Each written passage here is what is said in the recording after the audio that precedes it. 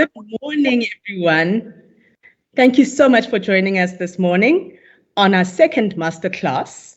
Hopefully, all of you joined us on the first one, which was a few weeks ago, where we had Munwabisi share his experiences and his tips and tricks on what is happening in his life and how he got through the challenges that he faced as an entrepreneur and as a small business owner. But before I go into that detail, let me start by introducing myself. My name is Hopolang Ngalele Kheta, and I'm the Executive Head of Marketing for Vodacom Business. And today we've got an exciting entrepreneur and small business owner who's going to also share some of his experiences with you and share with you what he's been through and how he really made it through the tough times. Today, we've got Farhad Suleman. And Farhad is an award-winning maverick techpreneur with 20 years of experience in telecoms industry, spanning business to business as well as business to consumer roles in these telcos, as well as in OEMs and ISPs. In his latest role as CEO of Simpliconnect, Farhad is using his wealth of telecommunications experience to challenge the role that telcos and ISPs alike play in today's society, particularly the offering beyond traditional connectivity. So he's doing this by combining his techpreneurial attitude with in-depth understanding of the Internet of Things, and mainly the Internet of Everything, I think, right now. And Farhad brings a fresh and honest perspective to any dialogue that talks to present and future technologies that benefits for you as small businesses and other customers, the pitfalls of those and the opportunities. Because I think in today's world, we're all looking for new opportunities on how we can grow our business. So in his own words, Farhad says, as entrepreneurs, we are in a unique position to play a part in helping South Africa to build back better. In this masterclass, he'll share insights from the world's greatest entrepreneurial minds on the tools they've used to succeed during times of uncertainty. So I hope all of you are ready to hear from Farhad. But before I give the stage over to Farhad, I'd also like to climatize you a little bit with the system and what we'll be doing and how you can engage with Farhad. On the screen, you will see there's a chat panel where all of you can engage with each other as small business owners and entrepreneurs, introduce yourselves to each other, network in there, but also engage with Farhad and share your comments as we hear from him. There will also be an opportunity for you to ask questions. So please use the question and answer panel on the screen to post your questions and have your colleagues and other members joining us in this virtual room vote for the questions that they would like Farhad to answer. So don't be shy, share your thoughts, ask questions, because Farhad has a wealth of knowledge and experience, and he's going to share his experiences as well as other experience from very successful techpreneurs. As you know, with Masterclass, we aim to help empower you as small business owners and entrepreneurs with knowledge from people who've gone before you, so you can learn from their mistakes and also benefit from their experiences. Don't forget to also join the Fast Forward series training and development series that's happening. I'm sure you have seen the calendar when you're registering. They've got some fantastic sessions there which will help you learn more about, how to better and grow your business with the help of Vodacom Business. So welcome again, everyone. Just to make sure that you guys know how to use a tool, can I get you to interact in the chat and just tell me where you're from?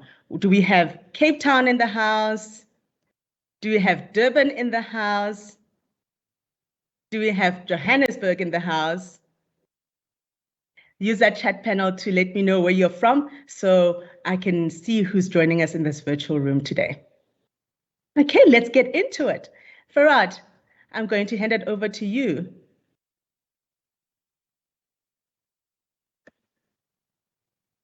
Thank you, Hopolang. It's been excellent. And thank you for having me here today. I think I want to thank Vodacom for allowing me to, or asking me to host this masterclass. I think from my perspective, my name is Farhad Suleman. So let me get to introducing myself, CEO of Simpliconnect. And I'm here today to share some of my insights that I've picked up over the last few years and my experience in the tech industry to see how I could share some of that knowledge and be of some assistance in sharing some of my insights in what I've learned along the way. So thank you for joining. And from my perspective, I'm KZN in the house. So Hopalang, that's Durban in the house.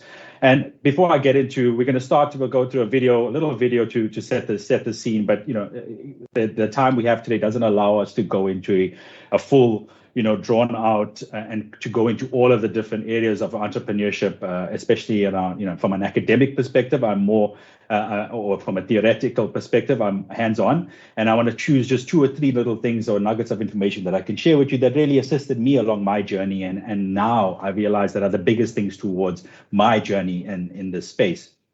So, as I said, my name is Farhad. I obviously put on the screen, as you can see, that's the word hustle, and that's talking to what I think is the grit that I require, that drives me every morning to get up every morning and to push through the day. Easy days, hard days, basically every day that I need to go through. So we're going to start with a little video, and I'm going to move on to that quite quickly. Take a look, and we'll catch up after. Most people only pay attention to the final product of a successful entrepreneur. They say things like, I can never be like them, or they got lucky. What most don't see is what they've overcome. All the struggles, the daily rejections, the heartaches, the betrayals, the rumors, the criticism, the empty bank account, and all those lonely nights while trying to make their vision a reality. You see, the only difference between the one who quits and the one who doesn't is that they showed up every day. They worked hard every day. They hustled every day. They learned from a proven mentor every day. They improved every day. They did all this even though they felt like quitting every day.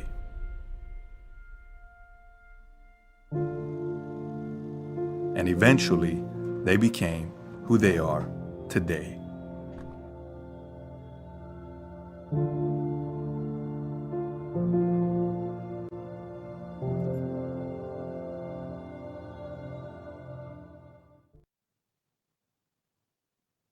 Cool. So I think that video sums up one piece, or the biggest piece of the entrepreneurial journey in my case that I like to focus on, and it's about having grit, determination, and perseverance and tenacity. And I think that we'll touch on as towards the end of the presentation. I'll go into a bit more detail on steps that I've taken to build that up. But let me start with the economy and how the economy has changed and why small businesses are instrumental in taking forward and delivering on objectives for South Africa, for Africa, but even globally. And I think we have to look at the economy and how the economy has changed over the last couple of 100 years. If you go back to the Industrial Revolution, the old economy was focused on, and it differs from the new economy, because it relied on traditional methods of doing business rather than cutting edge technology. And I think the economic system back then was around the Industrial Revolution, and it was about large employers producing goods in the agricultural space, in the automotive space, and manufacturing space. And I think that has been where we've come from, and our ancestors and our forefathers, and that's what they've been, that's the model that, or the economic climate and model that they've come through. And I think that, of recent, that has now started to change, and we move over to what I like to call the economy of the future, or what many people call the economy of the future, which is around, now using technology to drive the service economy. And I think in South Africa, in the South African context, we've seen that more and more workers are moving into this space, and a lot of the entrepreneurs and the small businesses that are quite agile have been very quick to adapt to technology and use technology as an enabler to bridge the gap between the customers' expectations customers and to assist with customer engagement and entanglement, and the service that they require or the product that they require that's being produced in any part of the any of the industrial or industry verticals. And I think that's a key thing, is that there's been this shift, and the economy of the future is around smaller businesses playing a bigger role now, more than ever before in the economy, and using technology as an enabler. And I think it's that this is very important, is that the bigger the boat or the bigger the ship, the harder it is to turn. And I think that's another big piece for or big differentiator for small business owners and entrepreneurs, is that they are small and agile, and they can make quick changes and optimizations and realignments along the journey to better serve the customer, to serve them quicker, faster, better, more efficiently, at a lower cost, in a different color, a different size. And I think that is the economy of the future, because as consumerization has come into spread globally, it's driven the consumers have now dictated how they will be served, when they will be served, what they will be served. And I always, I look at, if you go back 25 or 30 years ago,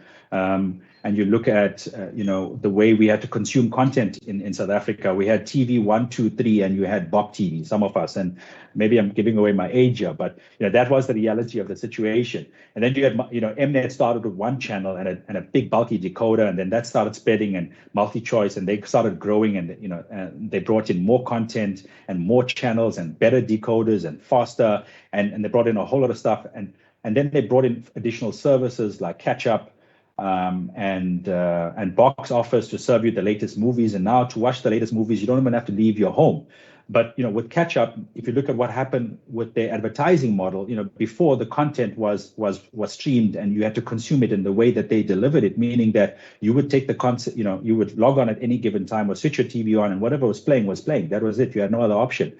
But today you can fast forward. There's no adverts. Okay, yes, they're trying to put a few adverts in to monetize the platform around Catch Up, but the consumers are now driving demand. They will consume what they want, when they want, in the format that they want, on the screen that they want. Because if you look at how we're consuming, DSTV now on my phone, on my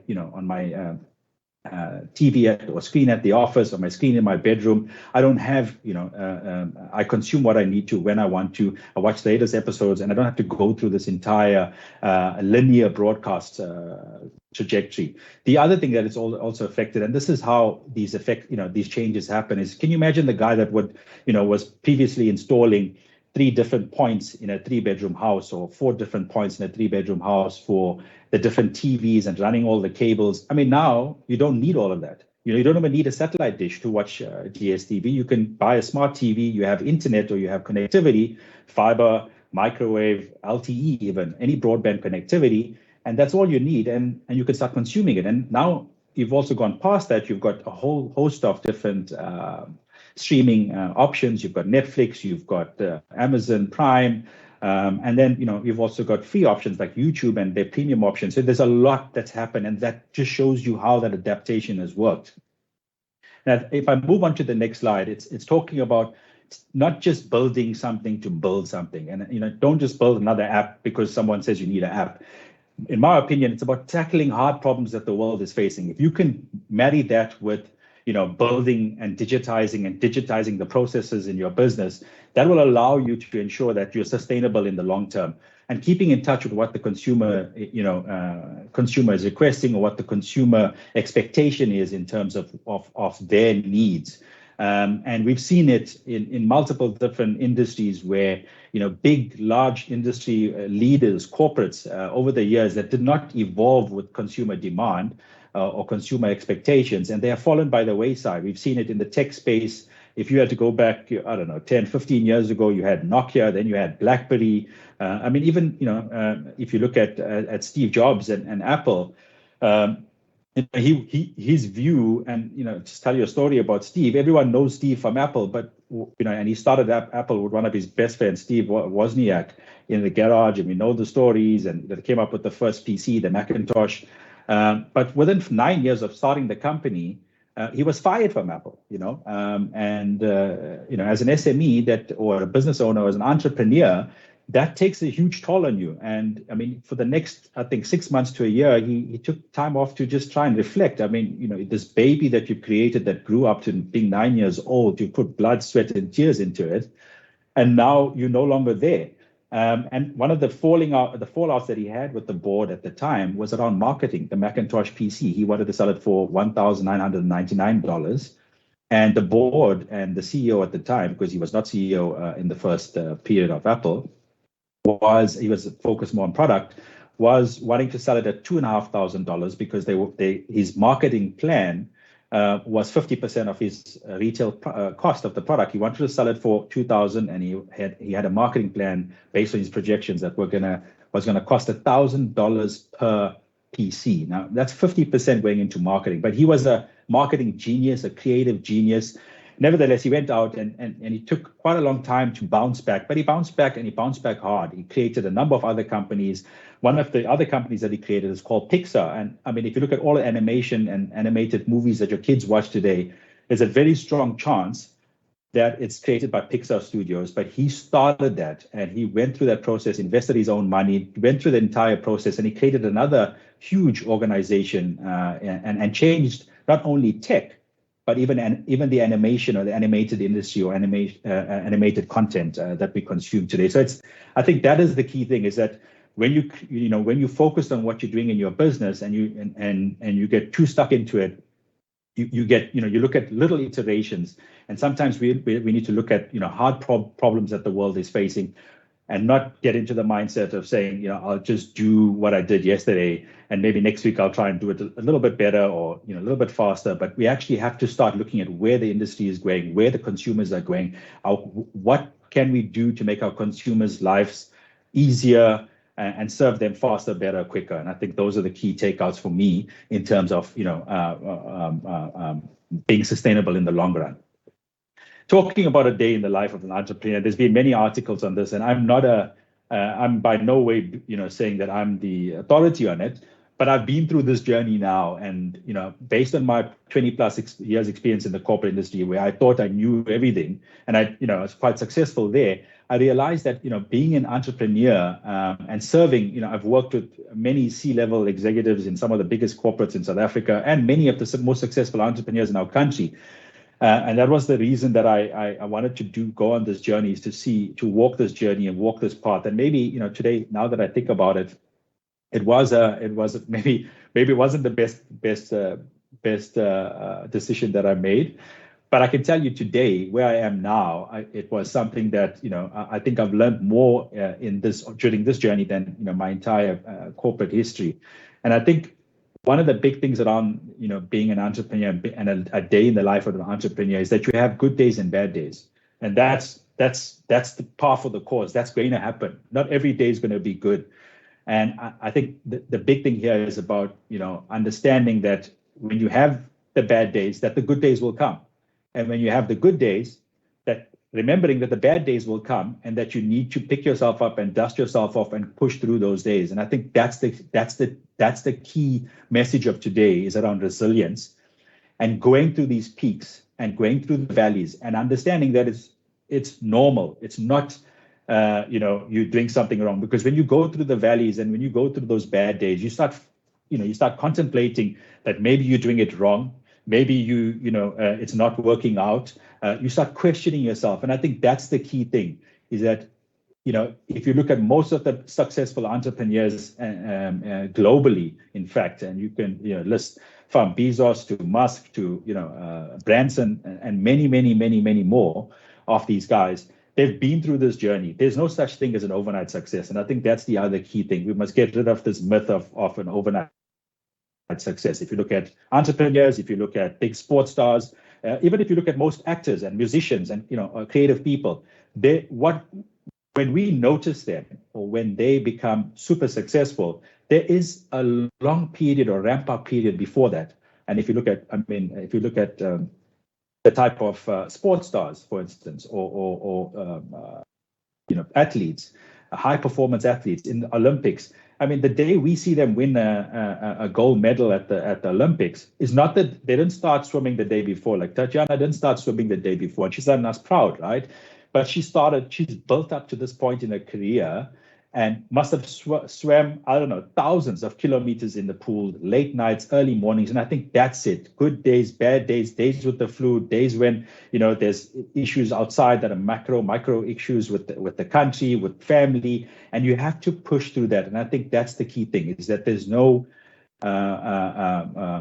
successful recipe that says 1 + 1 is 2, and if you do this, and then you'll be a successful entrepreneur. And I think that's the key thing. If you look at all of these guys, there's no overnight success, but being an entrepreneur is even one step further, because there's no I can get in the pool every day and swim a kilometer every day, and after a year maybe I'll be able to do the mid-mile if that's my goal. But as an entrepreneur, there's no recipe, and you have to go through this journey and go through the good days and the bad days.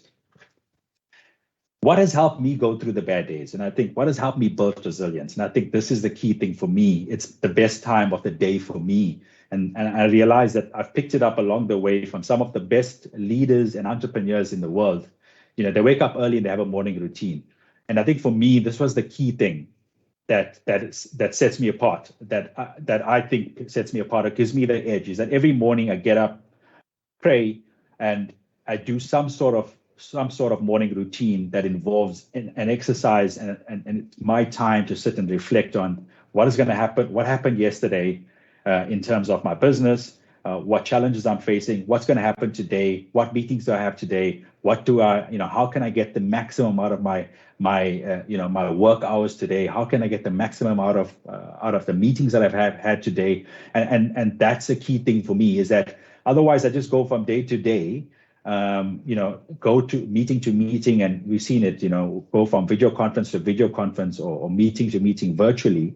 And yes, we get a lot out of it, but I think what this does for me is it allows me to decompress things and put a different perspective on things. And I find for me the best one is running. So I try and get in 4 or 5 runs a week. And outside of that, do some other exercise. And I think that's a key thing. I mean, you look at Richard Branson wakes up at 5:45, so 5:45 in the morning, and exercise before breakfast. I know Bezos does it. I know that, you look at Musk, he hardly sleeps. And if you look at some of the other guys, I mean, Tim Cook in Apple, although he's not an entrepreneur in the sense of it, but he's a corporate entrepreneur, an entrepreneur. He comes from the logistics and part of the business, and look at how well it's done. But he gets up at 3:45 a.m. in the morning, goes to sleep just before 8 p.m. So I think that's the key thing. Set up early, get to sleep, get up early, run through, and your day just goes smoother. That's my 2 cents on me building up resilience and more of a life skill. The second thing for me, or the next thing that was big for me, is to know my strengths and weaknesses. And I think that's the key thing. And it's around self-awareness, because I think this is a big thing, is you need to be self-aware to it, because it shows humility, but also maturity. And more importantly, it sets your business up for long-term sustainability. And I think the key thing that I've realized, being in a corporate, working in different areas of the business, but I had a lot of support areas, marketing, PR, finance, corporate credit, legal, and all of these different areas that I didn't realize what a big part of the business they were, or what they added to the success of the business at the time. And I would always be trying to push the boundary on sales, like a normal salesperson, obviously. But what it did, now that I'm out of it, I've had to wear many hats. And for that, I've had to embrace cloud technology, software that's available, but also outsource certain things. And it makes sense to outsource it because you can't do everything. And I realized a lot of the things that I tried to do myself, it took time.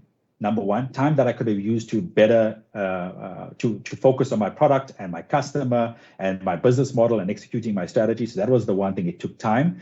Number two, it took me time to learn how to do it well, because I feel that I could do it. And I think that was the other thing to get over. Yes, you can do it, but in the time that it took for you to perfect it, you could have got someone at a total lower total cost of execution, and got them to do it for you. And I mean, the key thing is, like, especially moving into the digital space right now, is around digital customer acquisition, and it comes down to finding customers through that are online digitally using social media and a whole lot of tools. And when you use social media, you first start putting adverts on there, and you put it onto Facebook and LinkedIn and Google and all of these different Instagram and things.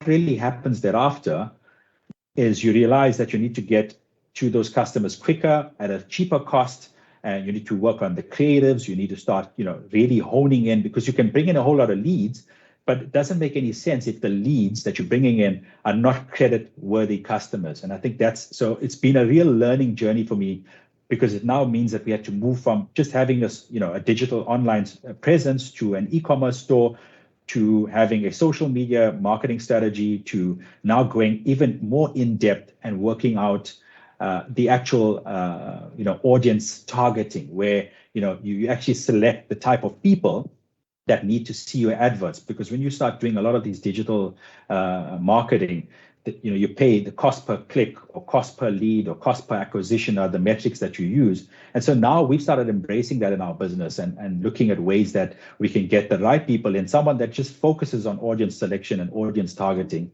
and knows all the tips and tricks with LinkedIn versus Google versus Instagram, and starts leveraging that. And so from the time I hand it over to them, they will execute faster, better, quicker for me, and that means that I'll have less a risk of losing my time and effort, and I can spend that on other things in my business. And I think like that, I've learned along the way many things. That's been one thing for me of recent, but before that's been around credit vetting. And if you have customers that are paying you, you can have a fantastic service, you can have a fantastic business model, but if the customers are not paying for the actual service, that's a challenge, because if there's no money coming in, you can't pay your bills.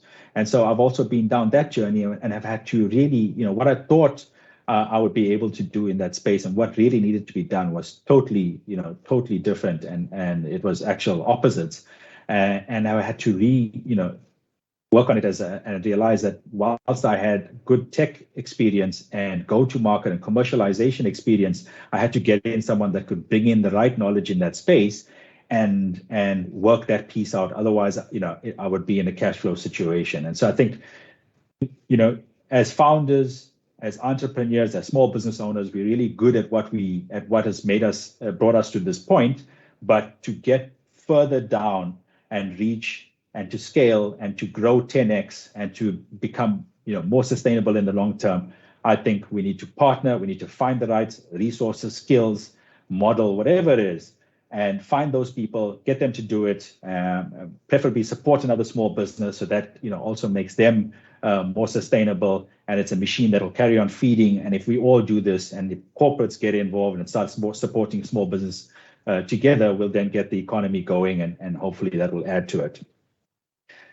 The next point I want to bring up is around adding value along the entire customer lifecycle. I'm not sure if many of you have a customer lifecycle or have sat down and looked at the lifecycle of the customer from the time that they have a need. And I think this is very key, because when a customer, in the awareness phase of their buying journey, this is when they know that for instance, I'm buying a house, or I know I'm looking to buy a house.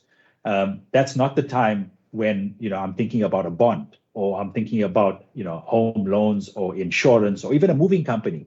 But that is the time when awareness is created in my customer journey for someone that will come in later on. It could be the attorney that does the transfer. It could be the removal company. It could be someone that does home internet, for instance. Because when I'm now on Property 24, private property, looking for a home, when I do find the home at some point, that's when you need to create the awareness of who you are, so that it starts, when it goes to the next phase around consideration. Now I've bought the home, I need to apply for a home loan. Hey, guess what? When I was looking for the home, I saw an F&B advert. And I think that's the journey, that's the customer life cycle that they take. And then if you look at purchase in the middle, that's when the purchase happens. And then you get retention, ensure that you keep the customer. So when he buys his second property and his third property, and then advocacy, which is, he must tell his friends about it. When he bought, when he dealt with this removal company, they didn't damage any of my furniture. They wrapped everything in bubble wrap, and they gave me a good customer experience. And I think this is key in any business today is to map out the customer life cycle and journey and sit down and look at, how can you figure out where people, how can you find your customers before they are going to buy your product or wanting to buy a product that you have available. So I think that's the key thing. And that's around word of mouth, online adverts around, in that space, email marketing, pay-per-click. And if you go into the consideration phase, I think this is where you need to find the right customers and do social adverts, drive through with reviews. Customer reviews are, for me, I've realized are the biggest thing on Google and on Facebook. And I think I look at it personally, even on Take-A-Lot and some of the online stores, I ensure when I'm caught between 2 or 3 different products, and that usually is the case, I will go and look at reviews, and the reviews are what tell me, if I see a lot of reviews and good reviews, then I know that, this is a better product over product A over product B. And that's when I place my, my order. Blogs, and then obviously media. In this day and age, you need to have an e-commerce store, well, at least a website with a web presence, and have Google My Business, have all of those things done. Community forums are another good way to get into it. In our business, it's around, communities that don't have access to the internet. When fiber goes live in the area or coverage happens in that area, we start engaging before that happens in the community forums and start preparing consumers for what's coming and looking at driving demand and working at things like that. And we create a lot of FAQs and knowledge sharing. And I think that's another key thing, especially around customers. If you are in the B2B space, we found that, businesses or customers that are going into that acquire a certain service are looking for you to educate them on, especially in the digital space. If you're running a software as a service company or any other company that's focusing on digitally enabling businesses, sharing of information and educating customers on why do you need an e-commerce store? Why do you need a social media presence? Why do you need a last mile logistics provider? All of these different things it piques their interest, and it starts giving them knowledge. And by doing that, it then it presents you as a thought leader in that industry, or as a front runner in terms of the competitors that you have. And then obviously social networks, newsletters, and promotion will help you with customer advocacy, because it comes back to word of mouth. I have a good experience. I tell 10 of my friends, they tell 10 of their friends, and that's you don't pay for that. Doesn't cost you any monthly fixed marketing cost. And so I think that's another key thing around the customer life cycle. So I mentioned Steve a bit earlier, Steve Jobs, and I think this is saying that sticks out for me amongst many other sayings that he's got. Those of you that know me well will know that I've got his sayings up in my office, and and I ascribe and I look up to a lot of I use what he says or some of the stuff that he's done in his lifetime as stuff that I ascribe to or try to execute in my own life or my own business. But this sums it up that the successful, in his view, the biggest thing, or one of the biggest things between successful and non-successful entrepreneurs is perseverance. And I mentioned that at the video. There's no overnight success. You need to persevere. The graphic that I put up about a day in the life of an entrepreneur talks to the exact same thing. The good days and the bad days, and how you get through the bad days is perseverance. When you start questioning yourself, you're questioning the service that you deliver and the way you deliver it and how you deliver it. And when you have those bad days, when you get knocked down, when you get declines, and when you get when it doesn't work out for you, you need to persevere and push through, because the idea that you have, you need to be steadfast, you need to have tenacity. And I think I can't say this more enough, because I've been through senior leadership development programs and courses and the theory, and been through the case studies and in business school that we've seen. And for me personally, I've seen where that's taken me. But I think theory is one bit of it, and you do need it. But I think being streetwise, being on the ground, and having perseverance and tenacity and resilience is for me is a huge thing. And I think the next step we'll talk about it. And I think here I want to touch on 8 steps that I've used to become more resilient. And this is the last part of my preso today. And I think that the underlying, one thing that I wanted you to take away from this is resilience and building resilience, because I think you can use it in any part of your life. When you have good days at home with family and bad days, or you have good days and bad days in your business, You need to build the capability. You need to build the resilience. And I think these 8 steps will assist in that. So what are they? I think the big ones for me, I've put them up here and I've picked them up off the net. And I've researched a little bit on this and tried to adapt it to what I do and how I move forward. But it's around accepting change.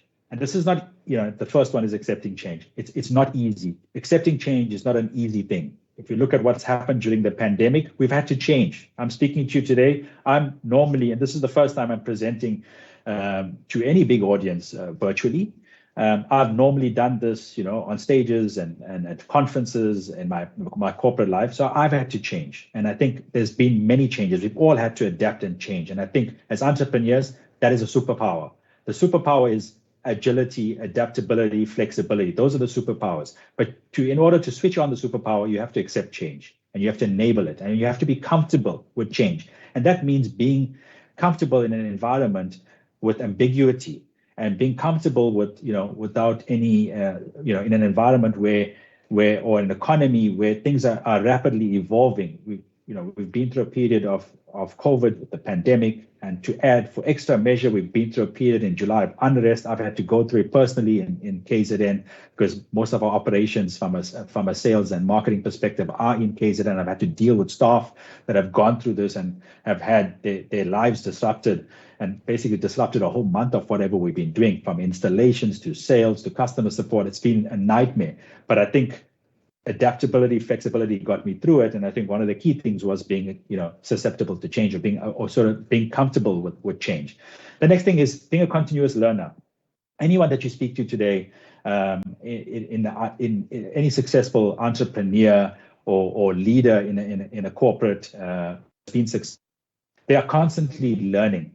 Very few of them would say, no, I know everything. I don't need to learn anything. And I think that's the other thing. You'll pick up new skills and you'll gain understanding in the littlest of places, and you need to apply them in your daily routine, in your business, in your industry, in your in your country. And I think that the key thing there is about becoming a continuous learner and not dismissing that or I've picked up lessons from someone that serves me coffee on my morning routine. I've picked up lessons from the weirdest of places, and it's all there. It's about how you see it and your mindset to be able to process it. The next thing is take charge. I mean, you need to take charge of your own business, your own development, your employees, and all of these different things.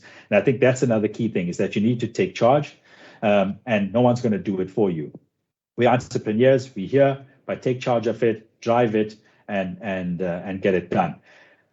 The fourth one is around purpose and finding your sense of purpose. And I think this helps you with setbacks, and it because you look at it from a broader perspective. You're not just looking at your own business or your own employees or your own structure. You're now looking at things within an industry, within a country, within a continent, globally even, because you have a purpose. I mean, for me, one of the big things I picked up, and I mentioned Steve Jobs earlier, I mentioned him a few times, is around, he wanted to change the world. That was his thing. I want to change the world. Whether I want to change it with computers, whether I wanted to change it with phones, with the iPad, with the way you consume music, the security you have on their devices versus Android, or even, with animated videos through Pixar. His purpose was to change the world. And I think that's a key thing. If you find your purpose, whatever it may be, you'll be able to link that to what you're doing in your business, and you become unstoppable, in my opinion.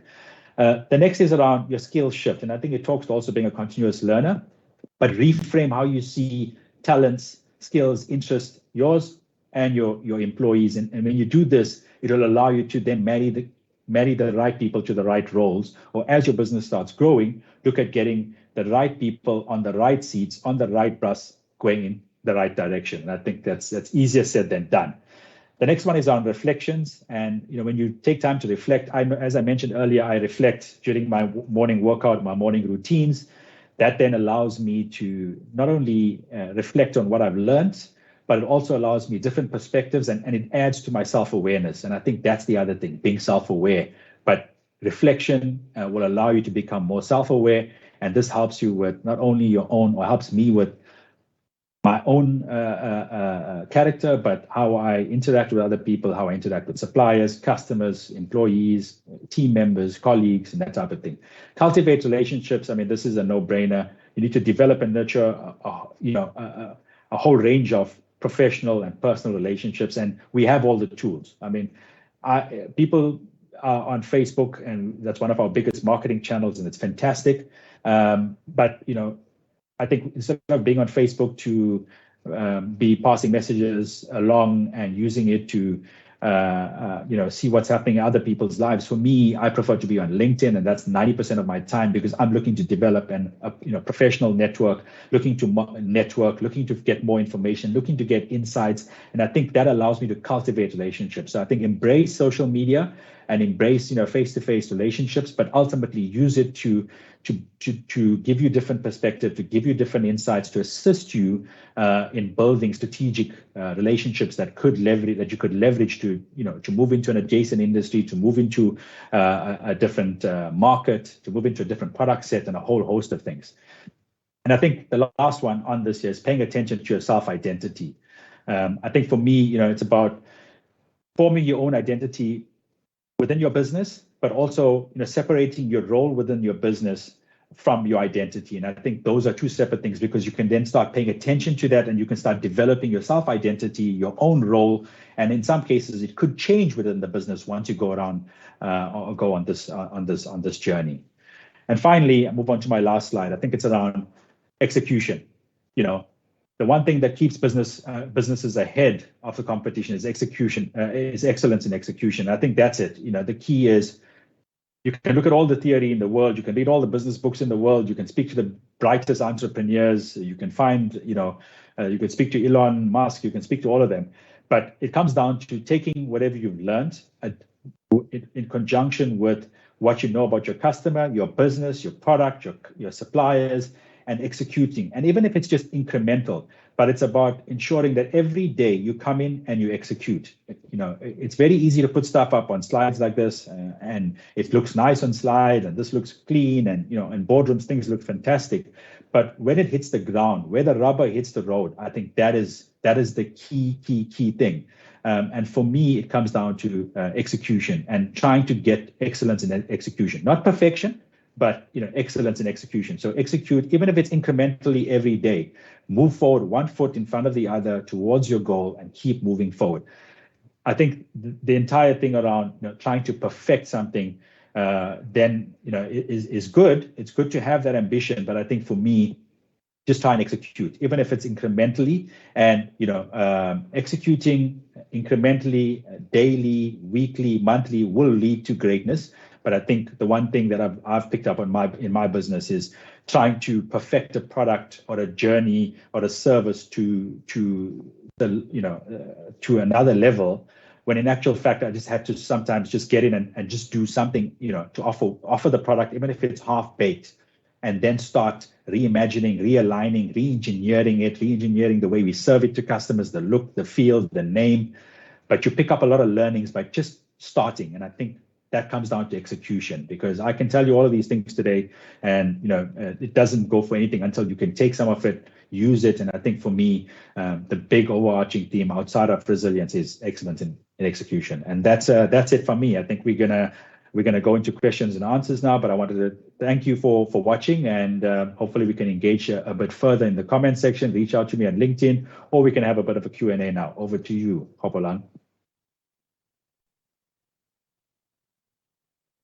Thank you so much for that, Farhad. You shared so many amazing anecdotes and tips with us all here. And I really, really like what you said about resilience. And I think the 8 steps that you shared really apply to everyone in personal lives, professional lives, and as entrepreneurs. We also, while you were talking, did a little poll to see what the people in this virtual room think are the most important steps, those out of those 8 steps, and 39% of the entrepreneurs and business owners on the call, for that 39, accepting change was actually important. About 17% felt that find your sense of purpose as well as a skill shift is important, and 11%, thought that becoming a continuous learner was the next important thing. So I think it resonates with most of us here on the call. You also, gave a lot of ideas and tips on technology, and I think it's easy for you because you are a techpreneur, so you're very comfortable with technology. And I just wanted to ask, while we're waiting for more questions, to ask, for those who are not so comfortable with technology, what is your guidance? How can they start embracing technology to help enable them to do better and be bigger? Good. Thanks, Hopalong. And it's good that that the resilience steps have landed and resonate with people. I think before I get into your question around technology, and sorry, I get carried away with technology, and you highlighted it correctly. I forget that, I've picked it up over years. But I think, the purpose, being through my corporate journey, I think that brought in that purpose, having that sense of purpose, because when you link that purpose to your operations or what you're doing or your service or your product, you become unstoppable, because now it's in you. You start linking it to who you are, the deepest part of who you are. So that's fantastic.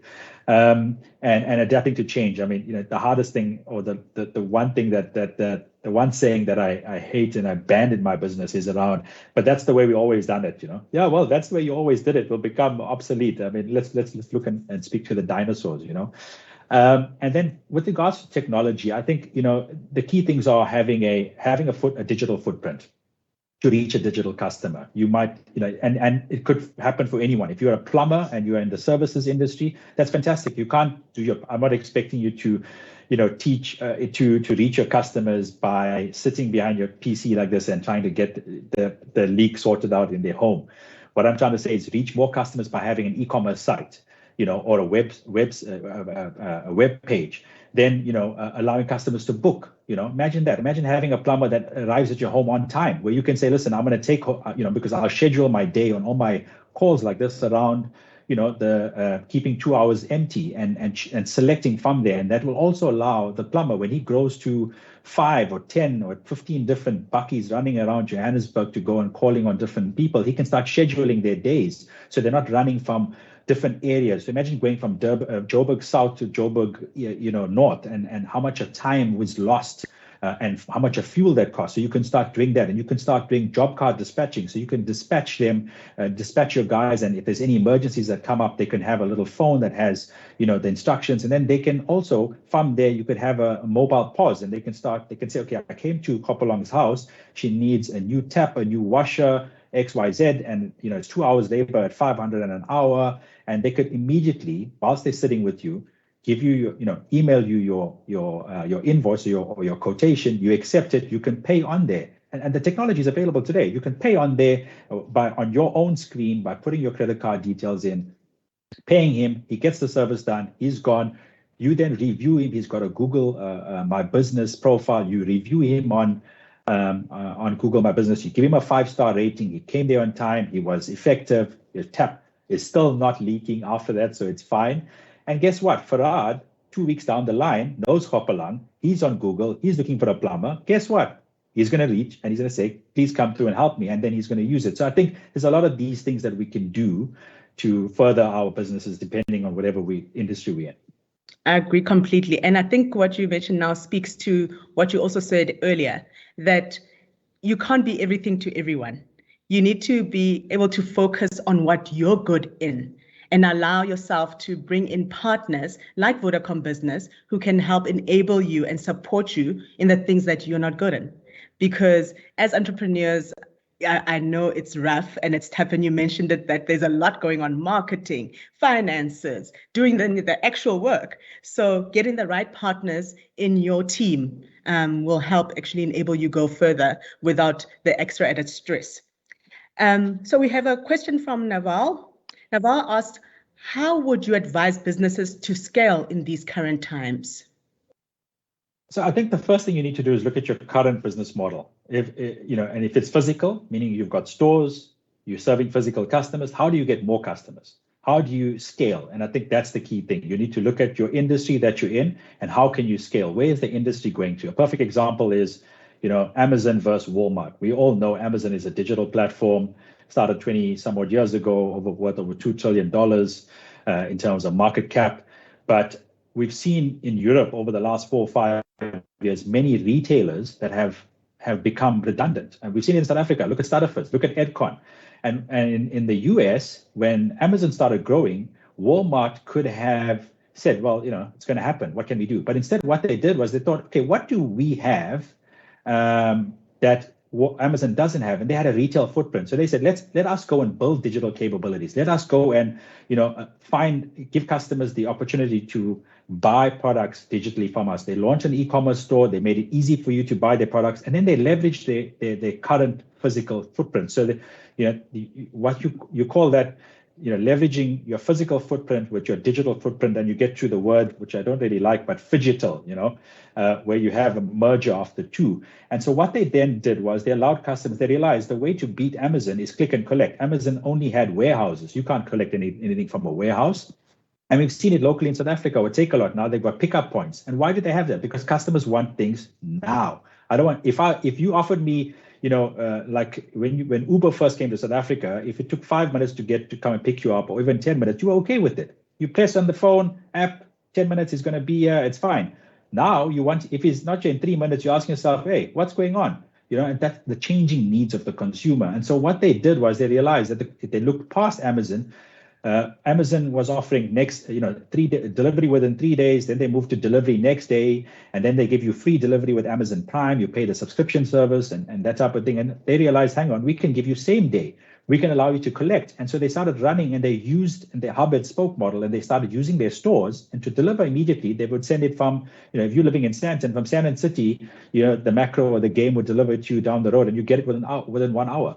Look at Checker 6060. So we're seeing all of that move. And I think that's the key thing. In our own businesses, we need to look at what do we have, where are our customers, what industry we are in, where do we want to go, how do we want to scale? Those are the questions we need to ask ourselves. And how do we go use what we have today to leapfrog the competition and use the digital technologies that are available? And you mentioned the technology. Vodacom Business has a suite of technology, some clouds. Why must I be working on a ledger or trying to work out my accounting when I can get an accounting package, or I can get, a big thing for us was to have Office 365, for our email, and to give us, all our, because we accelerated our operations and scaled it during a pandemic, we needed staff to be remotely productive. And a big thing for us was to get them their licenses, to be able for them to share and collaborate, for them to be able to get, professional email with the domain. I mean, all of these things make you more professional in front of a customer. And I think that's the other big thing, is around creating trust with the customer online. When you're transacting with customers online, and I mentioned reviews, I mentioned Hopalong putting a review for the plumber and me looking at it, but that's because I trust Hopalong and I trust the review. And so building trust is a big thing. So those are some of the things that I would suggest you do to further your business. Yeah, thank you so much for that. And I think you mentioned we do have a lot of those solutions already available for small businesses, and they've all been, customized specifically to drive the pain points that we see in small businesses. So all of you on the call, in the virtual room, please go ahead and visit vodacombusiness.co.za/SME and check out all the solutions that we have that can speak to what Farhad was mentioning now. Farhad, we've got a few more minutes, and I just want you to just leave us with one last parting shot, of your one go-to rule or tip or learning that you've had in this entrepreneurial journey. Thanks, Hopalong. Yeah, I think it comes down to, and I know my slide didn't come up, the initial one, around hustle. I think for me, if you hustle, and I know, in the corporate space or with employees, some people think you're asking them to go through the boundaries of their personal and private time and pushing them to do things. But for me, it's my own personal thing, is that, and everything stems from it. If I'm hustling, and I'm not trying to make it fashionable or anything, but for me, in my I look at my kids, I look at my wife, I look at my family, I want more.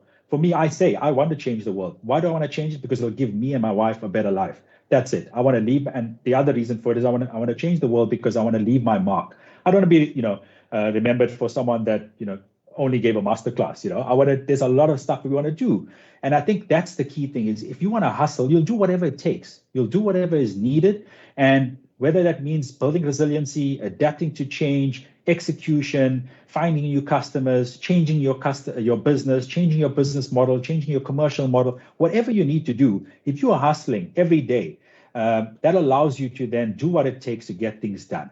And get things done because you want to change your industry, because you want to change your financial situation, because you want to change you want to affect change in your country, and you want to leave, you want to affect change and leave your mark in the global environment or global marketplace. And I think for me, everything stems from that. I hustle, whether it's in meetings, whether it's in whatever I'm doing. And small business owners are the best hustlers, let's be honest. This is how they got to where they are. So use that, I use that, and that's been the biggest learning for me. I used to use it in the corporate space, and it gave me a lot of depth in it. But I think when I came out of the corporate space, resilience is what assisted me to then take that and adapt it in changing my business, in finding new ways to serve my customers, in finding new ways and new products to take to market, and even in negotiations with some of our corporate customers and some of our suppliers.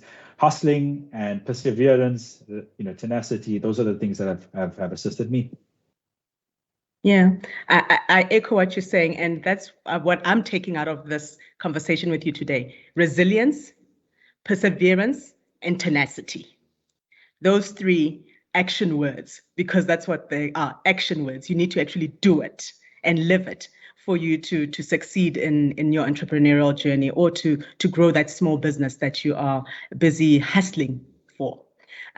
So thank you so much, Farhad, for all of those tips and tricks and the knowledge that you shared with us. I think the guests in the virtual room will definitely have more to think about as they leave today. And I'm sure they can reach out to you, as you said, on LinkedIn. So if someone can put your LinkedIn details maybe in the chat so that they know who you are, and also Simpliconnect website in the chat so that they know what you do as well now, and maybe can engage you that way.